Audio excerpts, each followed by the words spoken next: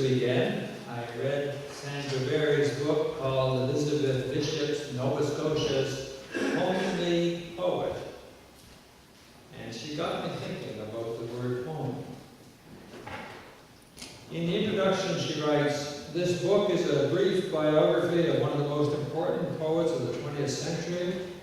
It describes Elizabeth's ancestry, immediate family and childhood, and the principal sites of home: Great Village, Nova Scotia, and Revere, Massachusetts. It follows her adult travels to Europe, the southern United States, Mexico, back to Nova Scotia, to Brazil, and then back to New England, where she lived until her death in 1979. This book explores some of the infinite number of things that came together to create Elizabeth Bishop, a home-made poet. As important as her formal education, world travel, and poet friends were to her artistic development, Elizabeth's childhood in Great Village and her mother's family were her earliest and lifelong influences. Her grandparents' house in the village was a homemade world." The idea of homemade comes from one of Elizabeth's own poems. And that poem is quoted on the memorial plaque that you can find outside this church at the entrance beside the door there. It was installed in 1992. It reads, "Elizabeth Bishop, 1911-1979, poet. Homemade, homemade, but aren't we all?" Elizabeth's mother, Gertrude Boomer, was from Great Village. She left here in 1903 to train as a nurse in Boston.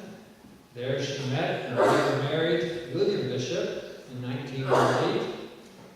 Elizabeth was born in 1911. However, 5 months later, her father died, and with other tragedies affecting Elizabeth's mother, her mental health deteriorated to such a point that she signed over care of Elizabeth to her father-in-law, John Bishop.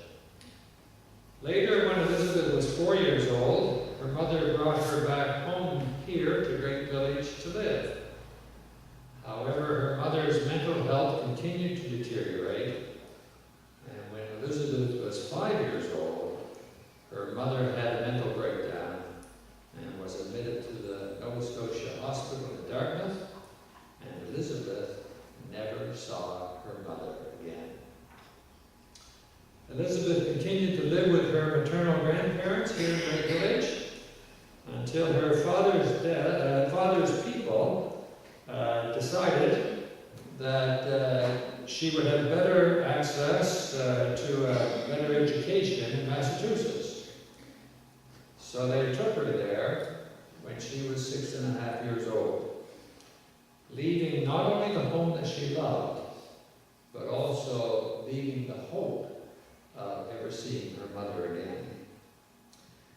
Sandra Berry writes, "This removal was the most disorienting experience of Elizabeth's childhood, permanently affecting her sense of self and her identity."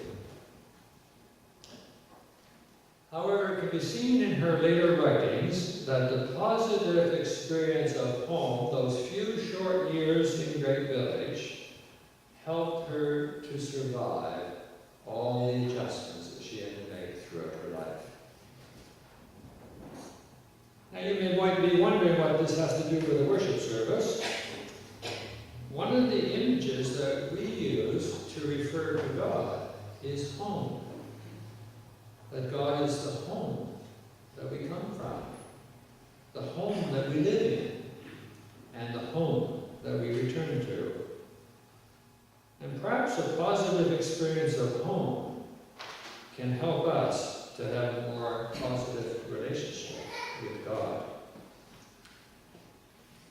Now, it is true that in later life, Elizabeth Bishop described herself as an unbeliever. I'm not sure what that means. I don't know what it means not to be a believer. You have to believe in something.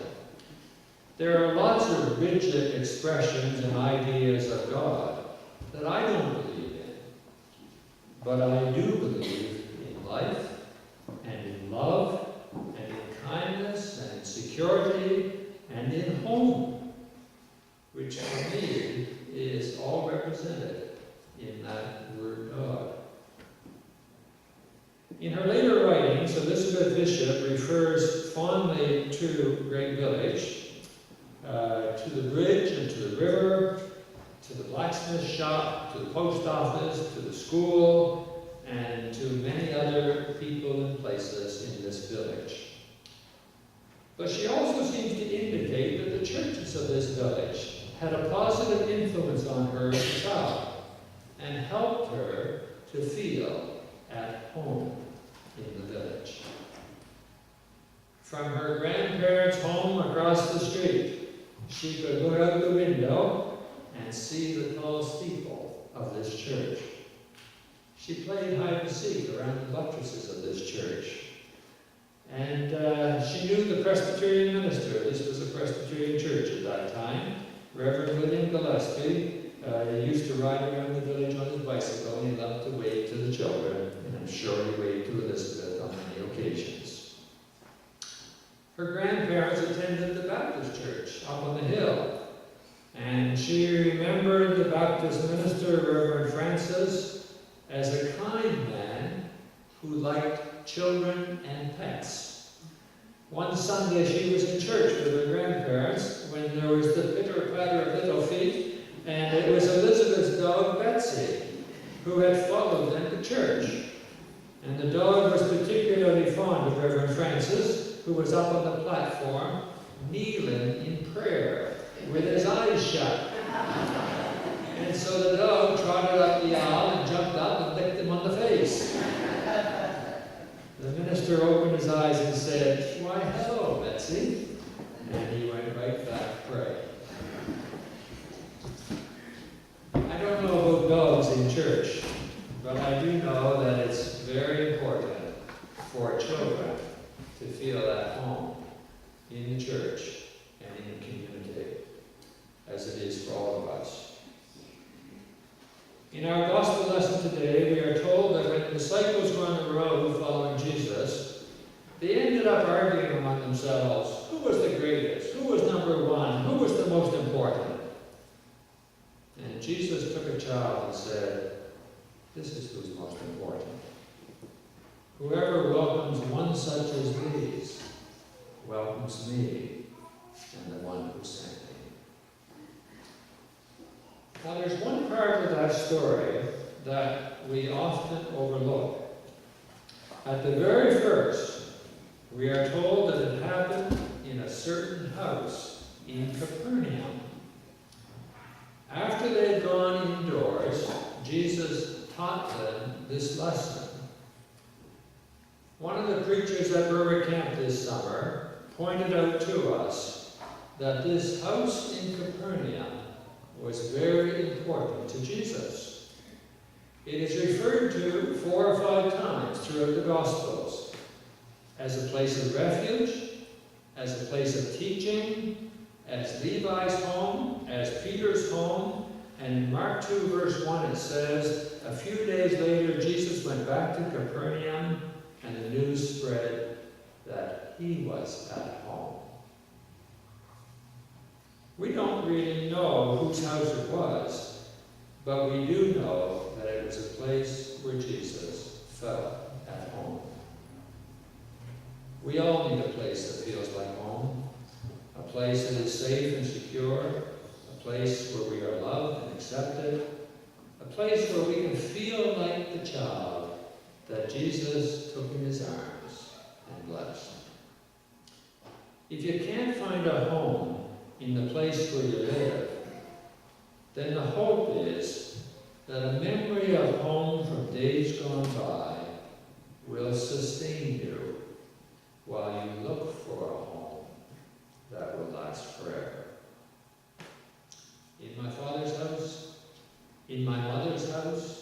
in my grandparents' home, throughout God's world, there is one who will welcome us home. Let us pray.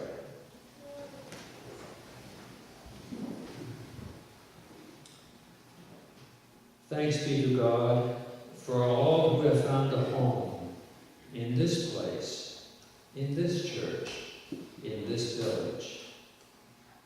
Thank you for all who have helped each of us discover the meaning of home.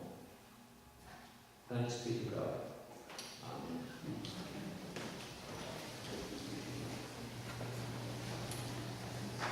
The hymn is number 226, For the Beauty of the Earth, and it reminds us of the beauty of home. Hymn number 226.